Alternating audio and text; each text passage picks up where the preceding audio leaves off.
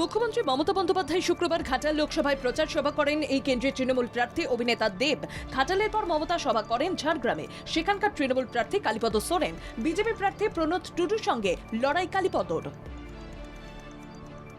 কেন্দ্রীয় বাহিনীর বিরুদ্ধে মহিলা ভোটারদের উত্তপ্ত করার অভিযোগ ঘটনাটি রায়গঞ্জ লোকসভার গোয়ালপুকুরের গোয়াগন ২ নম্বর গ্রাম পঞ্চায়েতের। সাময়িক উত্তেজনা ছড়ায় ওই বুথে। কমিশনে অভিযোগ জানায় তৃণমূল। কমিশনের পদক্ষেপে পরিস্থিতি স্বাভাবিক। সুকান্ত মজুমদারকে উদ্দেশ্য করে বুথের সামনে গো ব্যাক স্লোগান। পুলিশের সঙ্গে বচসায় বিজেপি প্রার্থী সুকান্ত। অ্যাকশন রিপোর্ট চাইল কমিশন। বালুরঘাট লোকসভা কেন্দ্রে তপনের সকাল থেকে উত্তেজনা। তৃণমূল কংগ্রেস কর্মীর দিকে তেড়ে যান বিজেপি প্রার্থী। পুলিশ ঘটনাস্থলে পরিস্থিতি সামাল দেওয়ার চেষ্টা করলে বিজেপি প্রার্থীর সঙ্গে বচসা। ভোটের মাঝে মাধ্যমিক ও উচ্চ মাধ্যমিকের ফল প্রকাশ দিনক্ষণ ঘোষণা করল বোর্ড। বোর্ড সূত্রে খবর, পরীক্ষার ৮০ দিনের মাথায় প্রকাশিত হচ্ছে মাধ্যমিকের ফলাফল, আর উচ্চ মাধ্যমিকের ফল ঘোষণা হচ্ছে পরীক্ষা শেষের প্রায় ৭০ দিনের মাথায়। আগামী ২রা মে মাধ্যমিক পরীক্ষার ফলাফল প্রকাশিত হবে। উচ্চ মাধ্যমিকের ফল বেরোবে ৮ই মে। রবিবার রাজ্য জয়েন্ট এন্ট্রান্স পরীক্ষা। শহর ও শহরতলির পরীক্ষার্থীদের কথা মাথায় রেখে ওই দিন অতিরিক্ত মেট্রো চালাবে কর্তৃপক্ষ।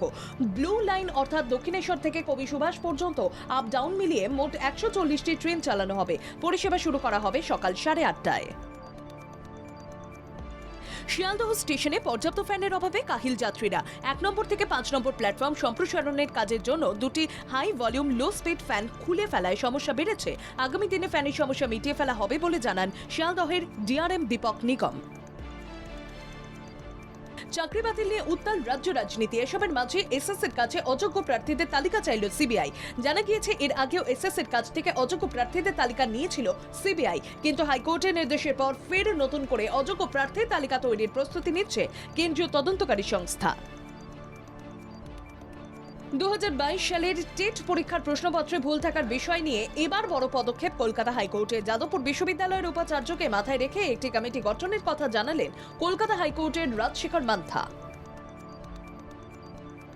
পেরোতে হবে মাত্র ২.৪ কিলোমিটার, কিন্তু ওই সামান্য পথের মধ্যেই ৩ জায়গায় পরপর ধস নেমে গোটা ইস্ট ওয়েস্ট মেট্রো প্রকল্পকেই অনিশ্চিত করে তুলেছিল। তাই সাবধানে কাজ চলছে বউবাজারে। শিয়ালদহ থেকে এসপ্ল্যানেড পর্যন্ত অংশের মেট্রোর সম্পূর্ণ কাজ যত দ্রুত শেষ হবে তার উপরে নির্ভর করছে হাওড়া ময়দান থেকে সল্টলেক সেক্টর 5 পর্যন্ত ১৬ কিলোমিটার পথের নিরবিচ্ছিন্ন পরিষেবার বিষয়টি।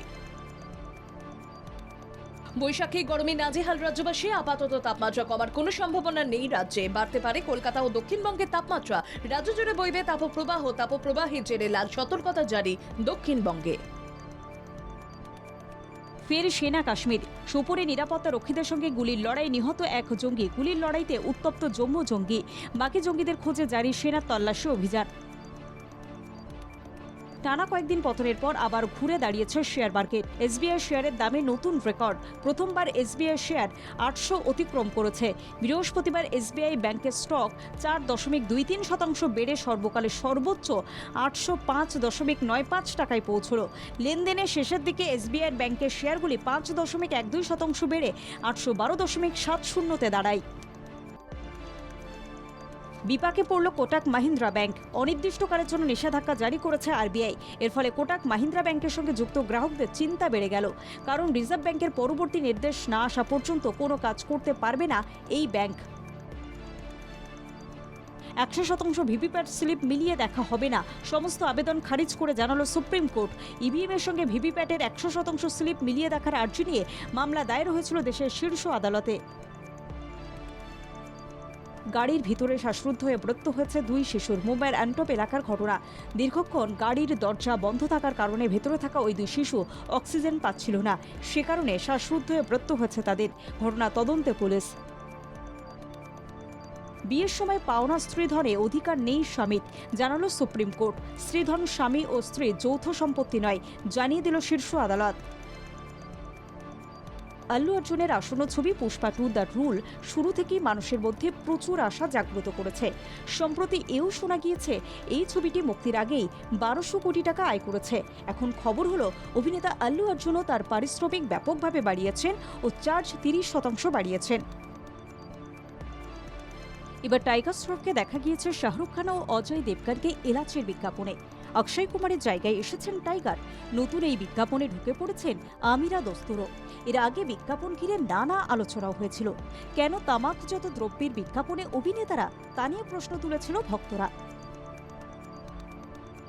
বিদেশের মাটিতে এবার আয়োজন হতে চলেছে লা লিগা, তেমনই ইঙ্গিত দিলেন লা লিগা সভাপতি জাভিয়ার তেবাস। এর আগে ইউরোপের বিভিন্ন দেশের কাপ টুর্নামেন্টে বিদেশে আয়োজন হলেও ঘরোয়া লিগ এখনো পর্যন্ত আয়োজন করা সম্ভব হয়নি।